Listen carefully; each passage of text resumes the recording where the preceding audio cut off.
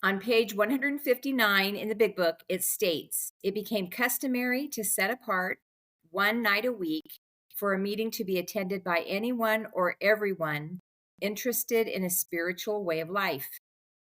Welcome to the Big Book Study podcast for anyone and everyone interested in a spiritual way of life. We are a step study which meets each week on Sundays at 2 p.m. and Wednesdays at 9 p.m. Eastern. Our group has one primary purpose: to carry this message to those who still suffer. It has been our experience that working the steps consistently provides us with a better, saner life. The Big Book of AA is our textbook. Time and experience have proven it to be the most successful approach to the steps. You can find our website at primarypurposebigbookstudy.com. I'm Tina from Idaho. We also have Heather from Saskatchewan, Canada, Nicole from Texas, Kathleen from Colorado, and Dave from Idaho. Okay, today we are going to be studying Step 2, the solution. At the end of our last podcast, we went to page 44 and answered these two questions.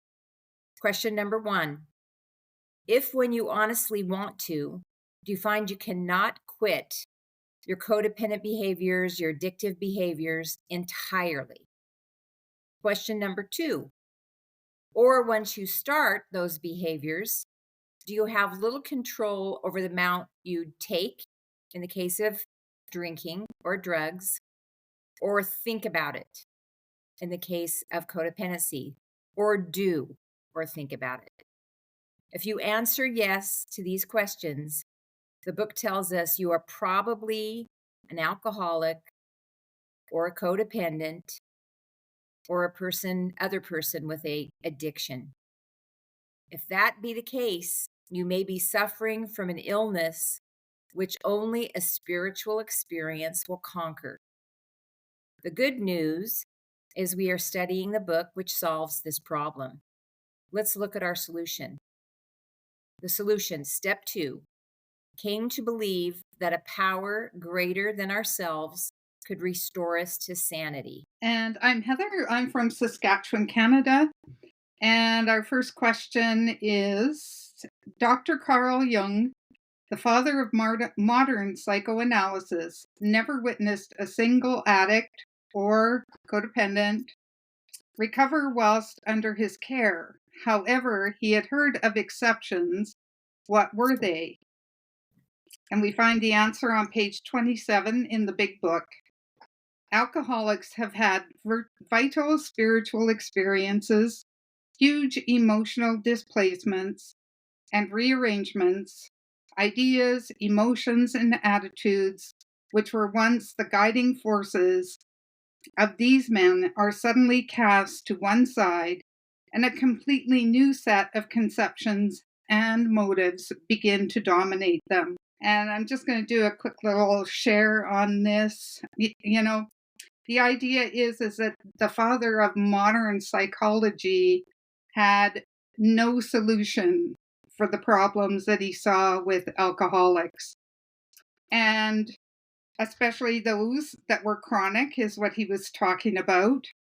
And the fact that, we can't do it through thinking, through doing another program. We try every kind of human solution and we're still sick. And so the only way for us to straighten out physically, mentally, spiritually is to have what he calls a vital spiritual experience. And I'll pass and open it up to any other comments. Thank you, Heather. This is Dave. I am in Idaho. The vital spiritual experience that Dr. Jung talked about, it turned out, did not come to the people for whom it worked through self-knowledge. In fact, that is really what Dr. Jung had tried with the people he was working with, was to teach them or get them to see as much as they could possibly know about themselves with regard to, oh gosh, things like ego and how it works, and those kinds of things that he had made in discoveries in psychiatrics. But what it turned out is it required a course of action, and the course of action didn't have anything to do with self-study or self-knowledge. What it had to do with was how to remove what was blocking these addicts from relying on a spiritual solution rather than a self-oriented solution. That was the big difference. And then once they realized that a spiritual solution and that there was a path to it was going to be the answer, uh, they found, especially through the process of helping other people, that this vital spiritual experience, these change in motives and so on and so forth that is described by him, took place. And with that, I'll pass. Thank you. Thanks, Dave. This is Kathleen in Colorado. Yeah, so the answer here has, there's this emphasis on, huge emotional displacements and rearrangements. So we're looking at a complete, basically kind of turning everything on its head in this experience. We now come from when recovered, we begin to learn what these old ideas are and old motives and old attitudes that were running our lives, and that that's how we were seeing the world. That's how we were trying to direct the show of our lives, and very unsuccessfully. And this experience is going to, basically flip everything on its head. And we're now going to, have a new set of ideals, a new set of motives, a new set of attitudes that will show up every day.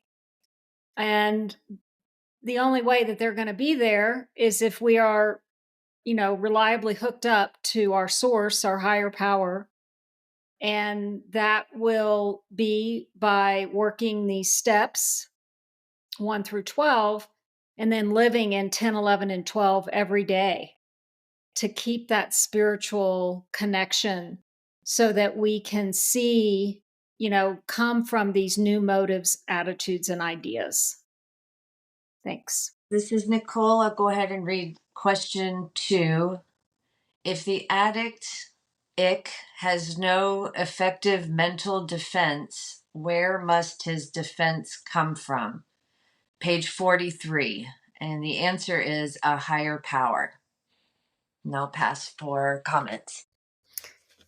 And this is Kathleen. The next question is, what is the only thing that will conquer this illness? And on page 44 is a spiritual experience. And a spiritual experience is not, it's not about knowing about something. It's not about intellectually knowing. It's not even about believing. It's having a spiritual experience. And the big book is a set of instructions that tells us exactly what to do to have that spiritual experience manifest. It's this experience comes from taking actions. So we don't just learn and understand or believe. We actually have a new experience, and we have an experience of this source, this higher power that guides us and directs our show. So, and this higher power is this source. It's a God of our understanding, and we work with our sponsors to for us to come to understand what that source is for ourselves. and it can be unique for each of us.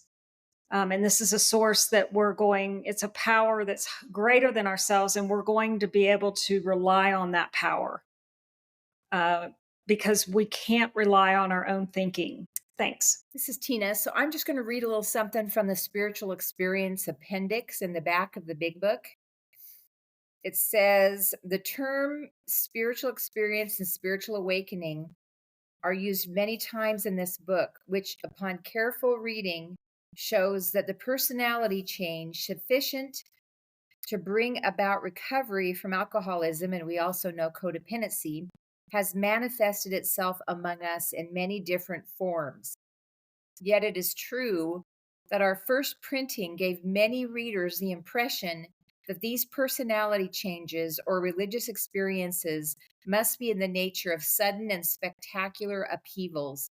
Happily for everyone, this conclusion is erroneous. In the first few chapters, a number of sudden revolutionary changes are described.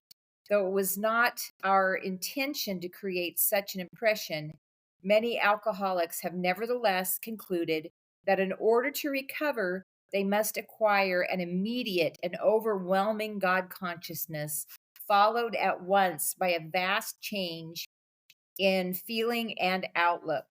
Among our rapidly growing membership of thousands of alcoholics, such transformations, though frequent, are by no means the rule. Most of our experiences are what the psychologist William James calls the educational variety, because they develop slowly over a period of time. Quite often, friends of the newcomer are aware of the difference long before he is himself. And with that, I'll pass. Thank you, Tina. Just a quick comment on the reading. I'm Dave from Idaho. The problem that we talked about in the last couple of podcasts was associated with lack of power. It said here, no effective mental defense. And the reason is because in and of ourselves, particularly our mind, just does not have the power. Stuff doesn't even come up for us before we drink, before we use, before we act out. Memories or consequences, those kind of things just don't work anymore. So there's a section in the book that says lack of power was our dilemma. When we get to the solution, the people who wrote the big book talked about how a new power flowed in. And the new power is a flow. They describe that very specifically. The flow comes from taking a different course of actions. And once we are doing something new, we're not trying to stop something, we're not trying to quit something, we're not focused on, rubber band snapping or white knuckling to just not do things. We're now focused on how we can stay close to our higher power, how we can be helpful and useful to other people. That puts us in a flow, which gives us a new power we didn't have. And with that, I am going to pass and go on to our next reading. Whoops, I forgot where it is. Excuse me. For the recovered addicts who wrote this book, what was their solution to addiction? Or, quote, the great fact? And that was on page 25. And the answer is that we have had deep and effective spiritual experiences, which have revolutionized our whole attitude toward life, toward our fellows, and toward God's universe. Our Creator has entered into our hearts and lives in a way which is indeed miraculous. He has commenced to accomplish those things for us which we could never do by ourselves. Yeah, the solution absolutely is far beyond some kind of reliance on learning about something. It's far beyond applying ourselves to somehow better thoughts or better words or better choices or those kind of things.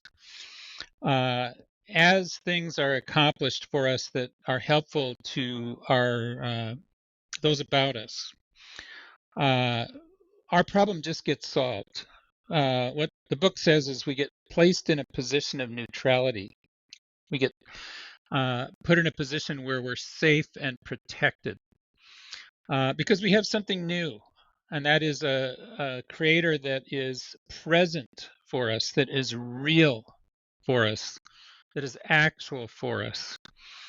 And that does create miracles, but it isn't because we are somehow figuring it all out. It's because we now have a power present that wasn't before. And with that, I'll pass. Thank you, Dave. This is Kathleen. Spoiler alert, the attitude that they keep referring to here, which is a different attitude towards life, our fellows, in God's universe. This new attitude is an attitude of give instead of get. So we've been looking to life to get something.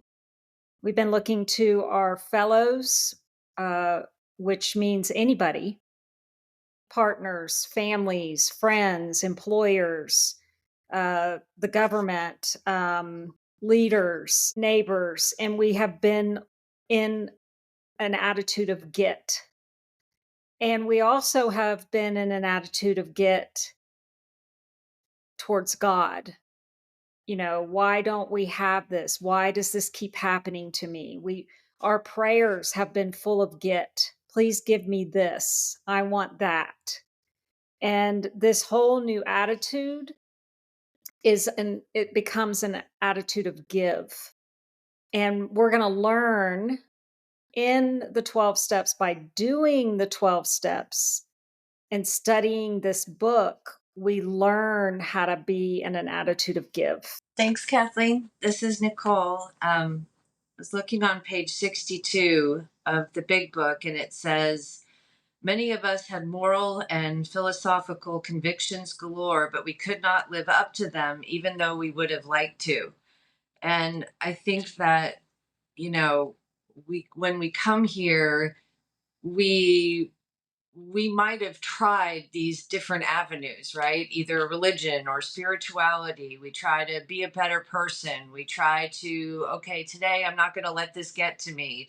Today I'm going to be happy. I'm not going to be depressed. Whatever it is, we're just unable to. Because we don't really understand what the problem is. We keep returning over and over again, sort of looking at our problems and trying to dissect them and fix them, and when it doesn't work, then we focus harder on them and we work harder at them, but we don't really know what the problem actually is. And so where it says here that, yes, our whole attitude, it's just the way that we begin to look about and at ourselves and our problems, taking accountability, and really looking at where it all comes from, that we all have this same root trouble, that selfishness and self-centeredness, like was said before, kind of leading out in the world to get something from other people so that we can feel better. And so we begin to make this shift, and the experiences are a result of the actions. We don't have to have the belief coming in, but we take the action, we have an experience, and that builds this belief and this connection to a higher power. And I'll pass. This is Tina in Idaho, and my comment on this is the new attitude toward our fellows. Our attitude toward our fellows has been one of competing and comparing. Am I better than or less than? Am I winning or losing? Am I, just a constant state of image management and competing and comparing? And what they found when they started working these steps and they started carrying this message to others, that they started viewing others as people that they could help instead of their competitors. And they cut through the facade that we've all lived with so long of, that person's better than that person, or they've got a better career, they've got a bigger house, they've got 2.2 children and a cute dog, all that stuff that we've used to compete and compare with others. And we start to see that we're all simply suffering human beings. And that's what they saw, is that we all have the same, that we all have one thing in common, that underneath all of this exterior is some form of human suffering, and that we can begin to relate to people based on this idea of possibly this person might need help too. Possibly I could offer this person who, has admitted to being miserable, this 12-step program that saved my bacon. So we begin to start to look at, in this second step, we begin to have this new attitude toward our fellows, toward others in our lives. And with that, I'll pass. Thank you, Tina. This is Heather. I just wanted to mention one part of the answer that Dave had read about the absolute certainty that our Creator has entered into our hearts and lives in a way which is indeed miraculous. And to note, in the doctor's opinion on page XXXI, Dr. Silkworth talks about what a miraculous transformation it is. And he says, I knew the man by name, and I partly recognized his features, but there all resemblance ended. From a trembling, despairing, nervous wreck had emerged a man brimming over with self-reliance and contentment. And that really, illustrates what they're talking about here when they're talking about a vital spiritual experience. Thanks. Okay, I'll move on to the next one. Number 5. For all the fuss made about believing in God, what is really all we need to ask ourselves to actually take step 2 and immediately move on to step 3? And from page 47, do I now believe, or am I even willing to believe, that there's a power greater than myself?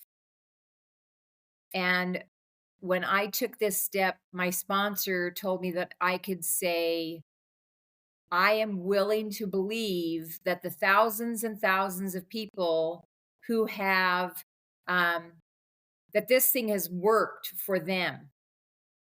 And that for now, this 12-step action path could be my higher power until I got one of my own. And with that, I'll pass. Is there anybody else who'd like to comment on this? All right, this is Heather, and I'll move on to the next question. What malady must be addressed before we can expect our minds and bodies to recover?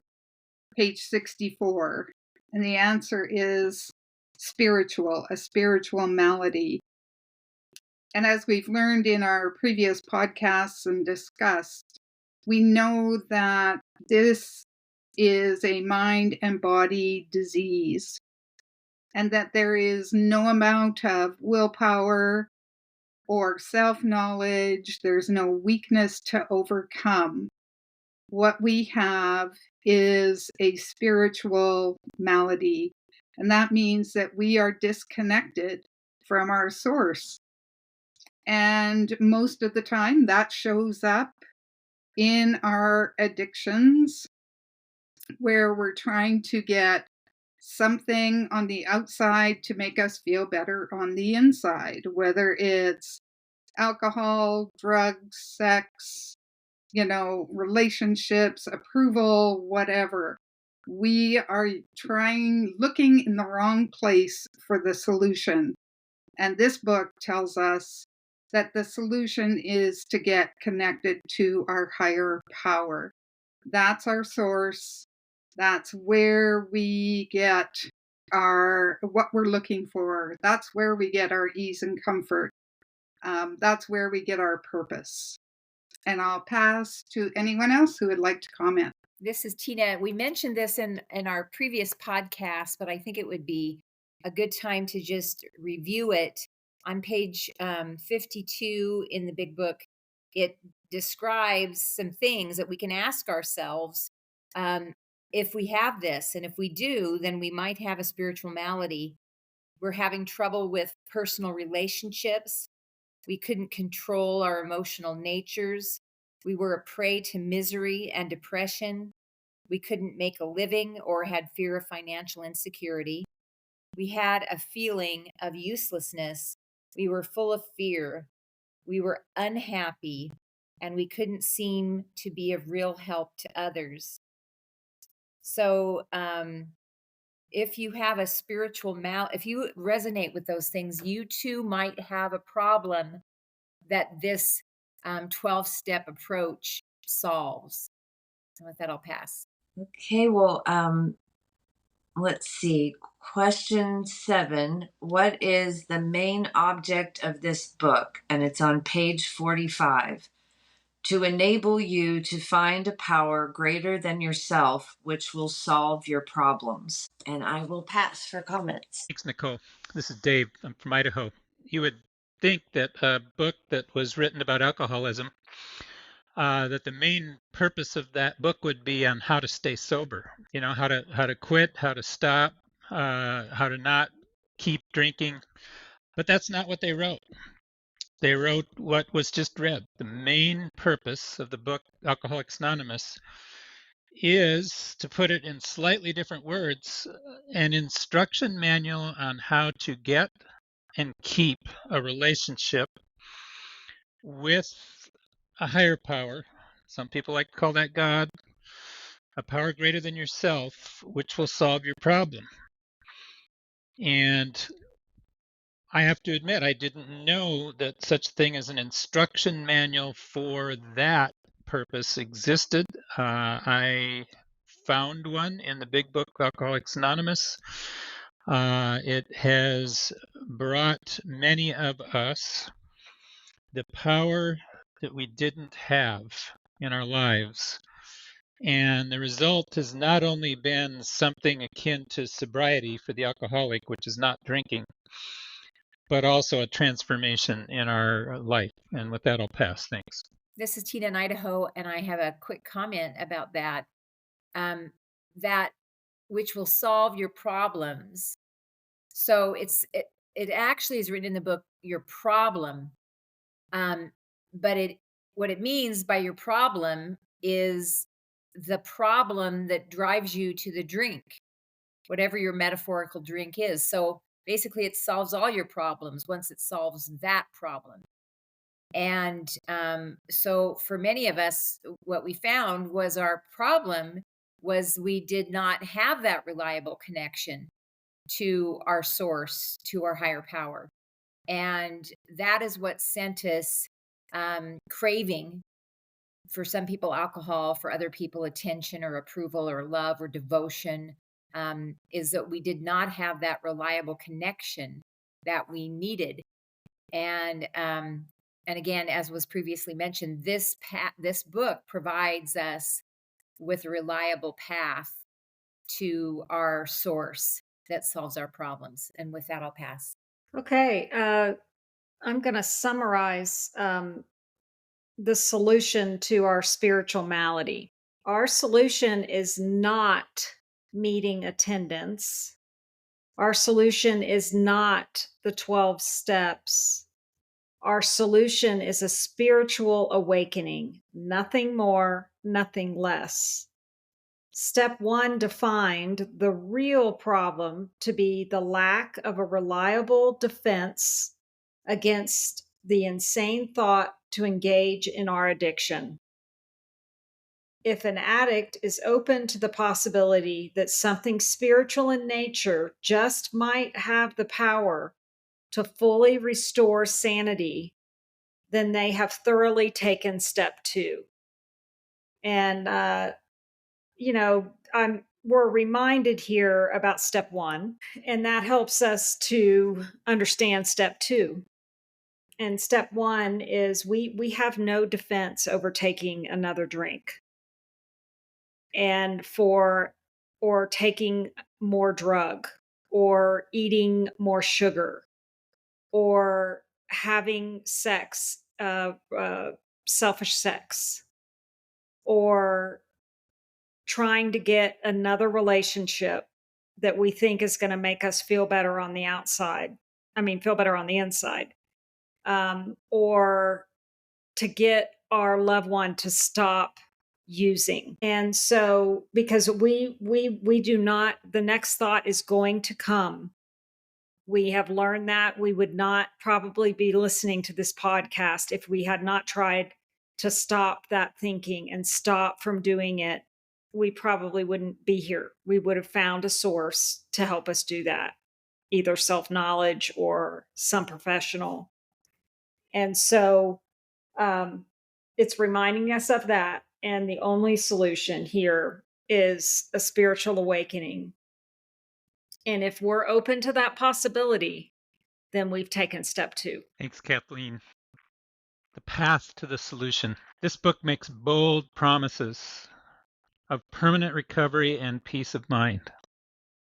But all of its promises are conditional. What are these conditions? Let's find out. What is the main purpose of this book? That is found on page Roman numeral 13. It's in the foreword to the first edition. And there they say, it's to show other addicts precisely how we have recovered. I'm Dave. I am in Idaho. Precisely how. They wrote down what their experience was. They wrote down what their actions were.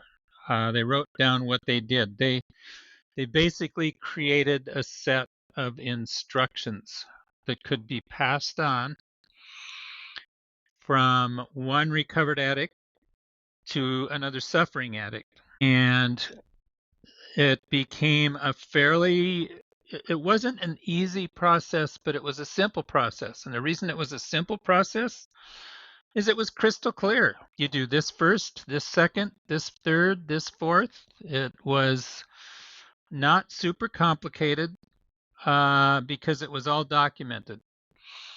And what that has had the results for so many addicts is the path to a power that we didn't have otherwise, which has solved our problem. And with that, I'll pass and open that up. Thank you, Dave.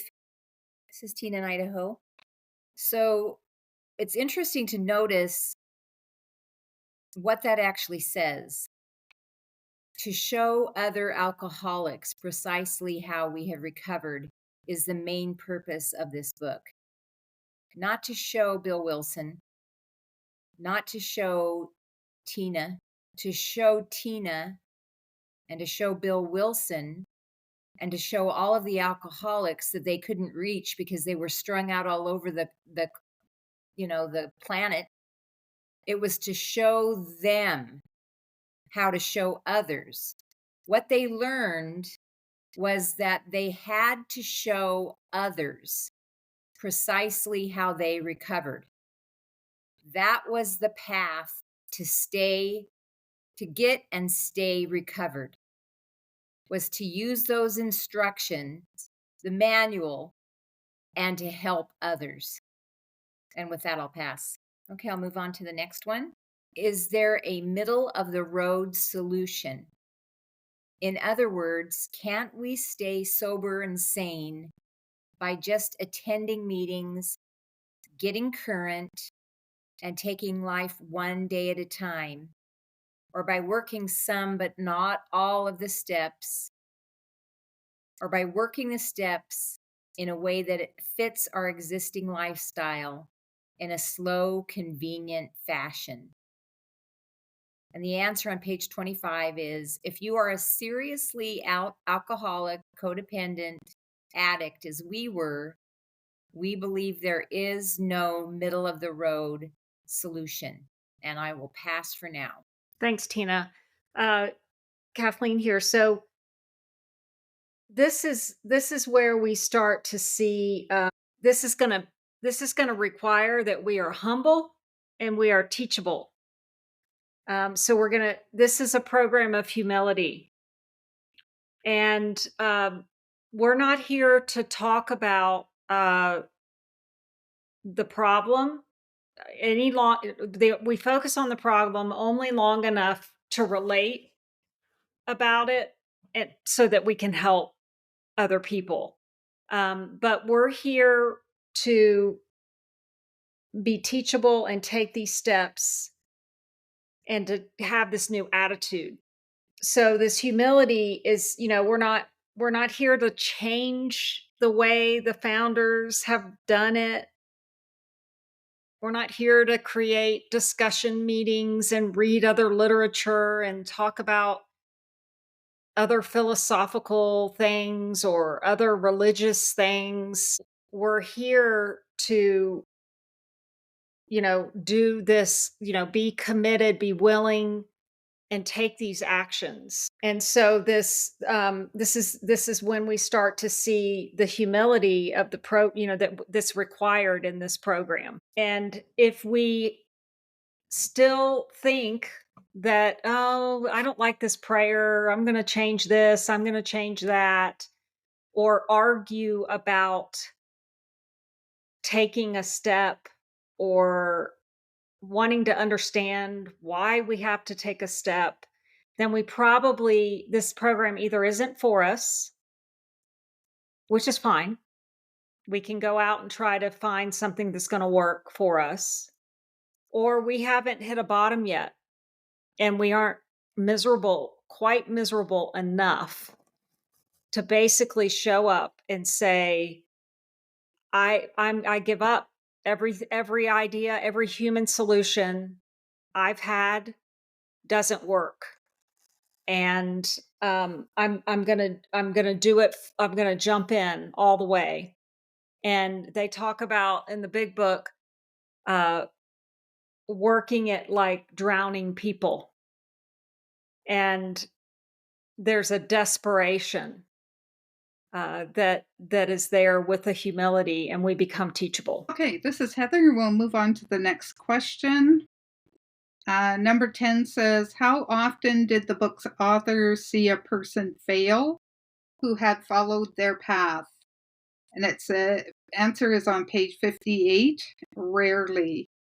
And so I think it's important, to talk about who is there, and that's the original founders. And the question above talked about some ways that we may think that we're going to do this program if we go to meetings, if we get current, etc. But that's not what the founders did. The founders worked the steps, they worked them quickly, and in the beginning, they had about over 90% success rate.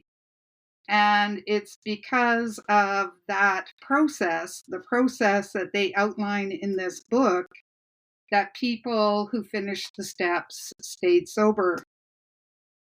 And so that's what we need to do if we want to get the promises that are named in this book. And if we want to get a spiritual solution, we need to follow the path of the founders. And I'll pass. Any other comments? Okay, we've got question 11.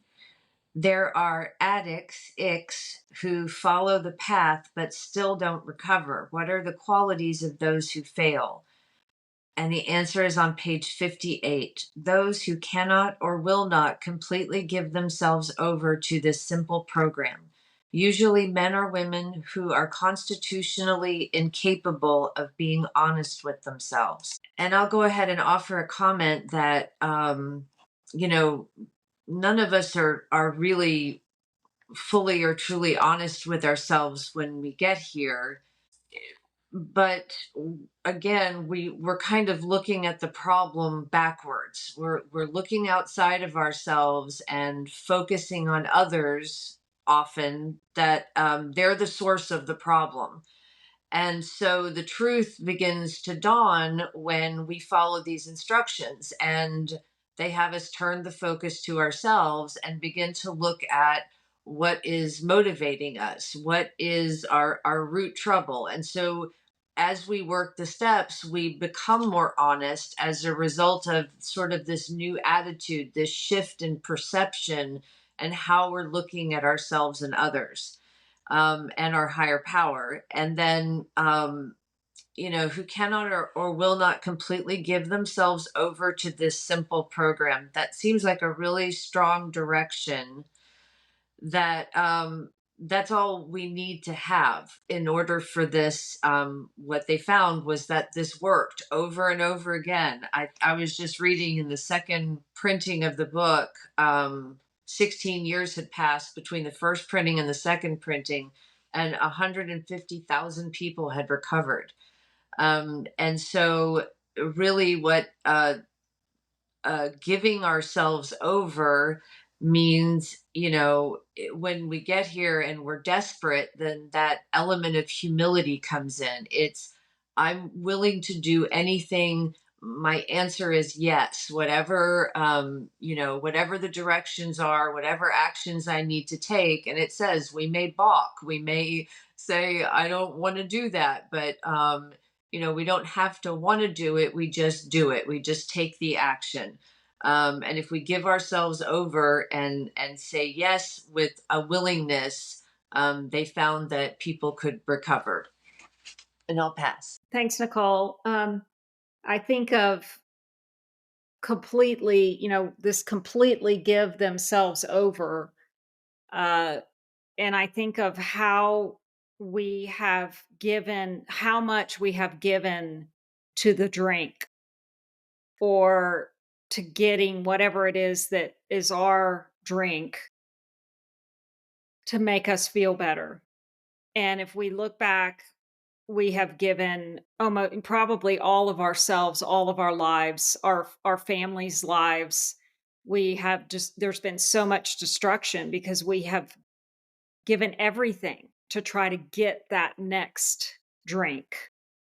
And if we can just think about that when we start this program, and in the book it talks about if we just give half, of what we gave to our addiction, that probably went on for decades. And I'm going to move on to the next question, which is to what extent must an addict let go of their old ideas? And the answer's on page 58. And it's one word: absolutely. So the addict must to absolutely, that's the extent to which the addict must let go.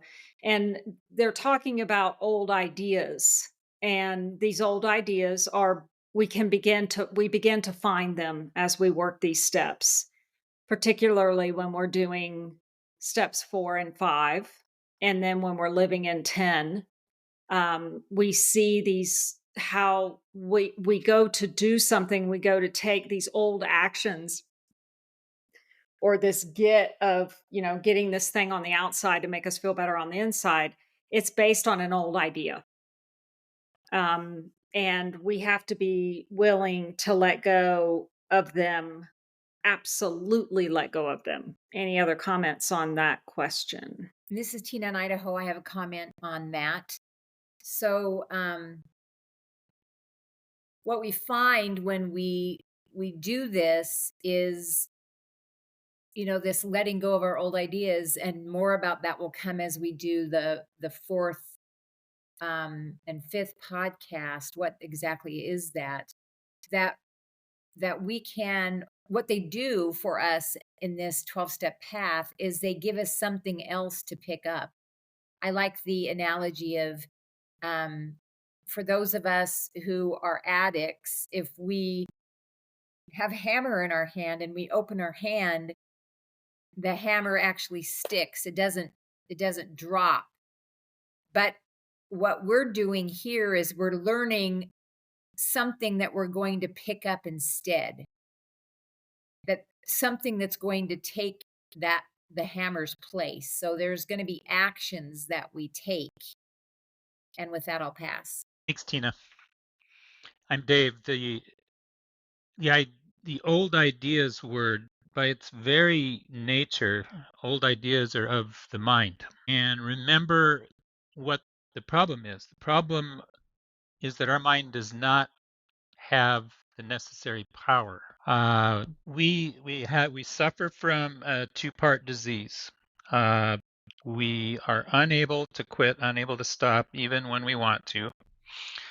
And we have a craving that's beyond our control. And our mind does not have the power to stop either one of those things. That is the very nature of addiction. It's almost the definition of addiction.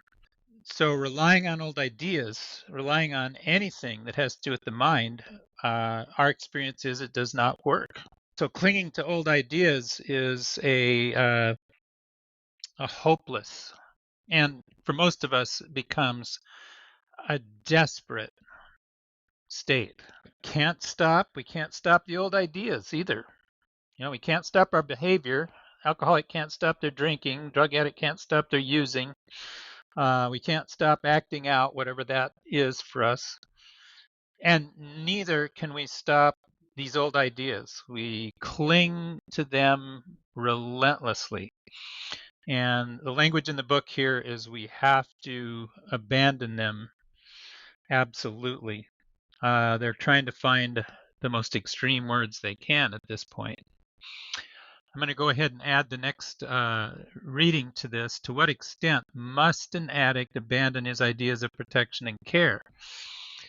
And on page 59, the answer is completely abandon ideas that somehow we're going to get protection and care from maybe some old strategy, or something that worked in the past and we think it's going to work again. But see, it has been proven to us through our own behavior that what will really happen is we'll get the same result we've always had, which is a hopelessness, a desperation, and something that is completely outside of our control.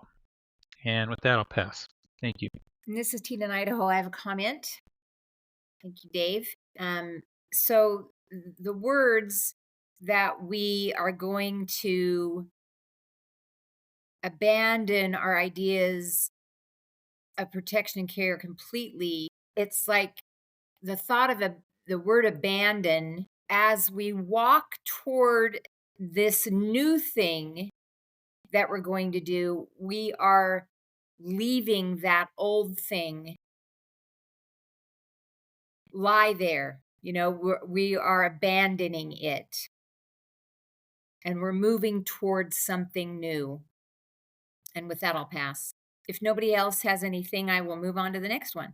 Number 14, what exactly was their program of recovery?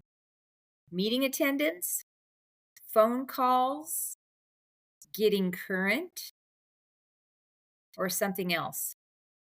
From page 59, here are the steps we took, suggested as a program of recovery.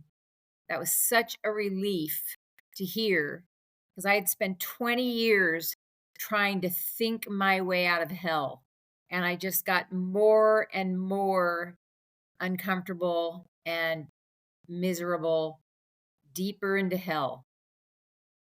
But what this program gave me was 12 action steps. It was a relief to know that I wasn't supposed to be able to think my way out of hell. I was going to act my way. And with that, I'll pass. Thank you, Tina. The step one language reminded us we cannot come up with a memory of the suffering and humiliation of even a week or a month ago. So we just do not have any defense. Those kind of things won't even come up for us before we drink or use or act out. And what was just read is the steps we took. Now, let's put those two together. We can't even remember something from a week or a month ago. The recovery that the people who wrote the book describe is the steps that were taken. So might it not be a pretty good idea to take and work those steps within something around a week to a month? And the sponsor I worked with was very clear that in fact it would be. And with every step, he gave me direction on a specific length of time that I might, these were all suggestions. But I tell you, for me, those 12 steps came in around 3 weeks. And with that, I'll pass. This is Tina from Idaho, and I just had a funny thought. The speaker, I think it was Sandy Beach, said about suggestions, the 12 suggestions suggested as a program of recovery. It's kind of like the suggestion of putting on a parachute if you're going to jump out of a plane. And with that, I'll pass. All right. We will move on to number 15. As a direct result of taking the first 9 steps in this book's suggested manner, what problem has been removed? And the answer is on page 85. We will see that our new attitude toward liquor has been given us without any thought or effort on our part. It just comes. This is the miracle of it. We are not fighting it, neither are we avoiding temptation. We feel as though we had been placed in a position of neutrality, safe and protected. We have not even sworn off. Instead, the problem has been removed. This is Heather in Saskatchewan, and I think what we see here, is it tells us that we need to work the 9 steps. And if we can accept the possibility of a higher power in steps 2 and 3, and if we can do our spiritual housekeeping in steps 4 to 9, then we are on the path to recovery. And we can't recover. We can't remove our old ideas and our old thinking without the help of higher power. Our thoughts and actions are part of our disease, and we have to realize that, our addiction is the problem and that our higher power is the solution. So when we take these steps, we quit focusing on the problem and we turn to the solution, which is our relationship with our higher power. And I'll pass and see if anyone else would like to share. Thanks, Heather. This, in the answer, it talks about not fighting it, and nor are we trying to avoid temptation. So this is a telltale sign of recovery. We're not trying to not drink. We're not fighting anything anymore. Not only are we not fighting our, keeping us from drinking, we're also not fighting those around us. We're not fighting life. We begin to take life as it is. And because life is, life and what's happening outside of us, and uh, good or difficult, it's not what's keeping us afloat anymore. It's this source, and this, being helpful and useful. There are infinite channels of places and people to turn to and be helpful and useful and to connect into. And so we aren't fighting anymore, and we're not trying to avoid things. We're not trying to avoid driving down this street because I might get triggered because my ex lives close by. We're not trying to avoid anything anymore. And these are really amazing promises, because we have had so much of our resources and our energy bound up into one, either trying to get something, like find the liquor, find the drug, find the money for it, get the relationship, or we have been trying to avoid it, because we know it causes so much pain when we hit these, come out of a spree. So it's no longer that, we're trying to get something, but we're also not trying to avoid it. It's this neutral place. And for most of us, we don't know what that feels like at all. Maybe have not felt it our entire lives, but it's a great promise. Thanks. This is Tina in Idaho. I have a quick comment about that. Um, so, you know, when we take these steps, we get clear that our job is to stay in 24 hours and to do what our higher power guides us to do. And that simplifies our lives dramatically, because we've been trying to arrange everything and everyone to suit us. And it feels like an absolute miracle when we are now in that position of neutrality where we're just seeking to be and do what our higher power would have us. With that, I'll pass. Thanks, Tina. The words used there were safe and protected. That is the feeling that comes with the attitude. What is the new attitude? God's got it, so I don't have to anymore. I don't have to figure out the right words. I don't have to figure out the right strategy. I don't have to figure out anything, and I don't have to focus on quitting or stopping. God has got this whole thing. My higher power has got this whole thing. I don't have to have it. That is freedom. That is the freedom of being safe and protected by our higher power. When we're in that flow, everything becomes we're anxiety is replaced with peace and serenity if we take the right perspective. Pass. This is Tina in Idaho, and I just had one other thought about this is that a lot of things we learn have always been beyond our pay grade. But now when we do these steps, we realize that they're beyond our pay grade, and there's relief. If there is something that our higher power would have us do about a situation, it's always going to be doable. And it's always going to be able to be done with the energy that we have. We're never going to be asked to do more than we can do in peace.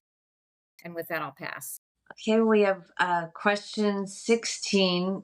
Once an addict has recovered as a result of taking these steps, what action is required in order for them to survive the certain trials and low spots ahead? Page 1415. And the answer is, for if an ick failed to perfect and enlarge his spiritual life through work and self sacrifice for others, he could not survive the certain trials and low spots ahead. And my comment on this is that we don't recover and then that's it. We don't recover and then kind of linger in this state of avoiding temptation and being, this position of neutrality, safe and protected. It takes action on our part, they're telling us. And, this leads us into the chapter, which is working with others. This is why we carry this message. This is one of our tasks is to pass this on to the person who's still suffering, and to stay close to our higher power. So to actively develop that relationship, and to take action around that. It tells us we are going to have trials and low spots. And again, we're not going to be able to white knuckle our way through it. We will be able to maintain this state of neutrality, safe and protected, if we're staying close to our higher power and if we have turned our attention in each moment to what we can give instead of what we can get out of life, out of people. And then, whatever we're doing, this empty hole that we just keep trying to fill up with people and stuff. And then all of the strategies we use, like controlling or manipulating, whatever, in order to get what we want, it begins to be replaced by this action of give. And then we experience our worth. We begin to experience all the stuff that we're trying to get from the outside. We begin to experience it in the action of giving. and I'll pass. Thank you, Nicole. This point about trials and low spots ahead. So, this program doesn't promise that we're going to have an easy life, that difficult things aren't going to happen. They most absolutely are going to happen. Life will be as life is. We no longer try to understand that. We have given that over to a higher power to be in charge of. So if something happens that seems really difficult or sad, or something happens around us that's maybe really messy or um, even scary, those things will still happen, but we're not in charge anymore. So we trust that higher power has a purpose, and that and we just stick with our pay grade, as you said, Tina. We stick with our pay grade, and that is to do the next right action in this day to be helpful and useful. And but with this new spiritual life that we are enlarging daily, we'll be okay in those trials. And I'll pass with that. And then I'm going to go ahead and read here from page 60 our description of the alcoholic, the chapter to the agnostic, and our personal adventures before and after make clear three permanent ideas. A, that we were addicts or icks and could not manage our own lives. And I ask, for those of you listening on the podcast, is this true for you? And B, that probably no human power could have relieved our our alcoholism. And I ask again, is this true for you?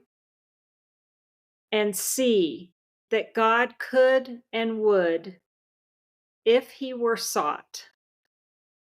So we needed to ask ourselves but one short question. Do I now believe, or am I even willing to believe, that there is a power greater than myself?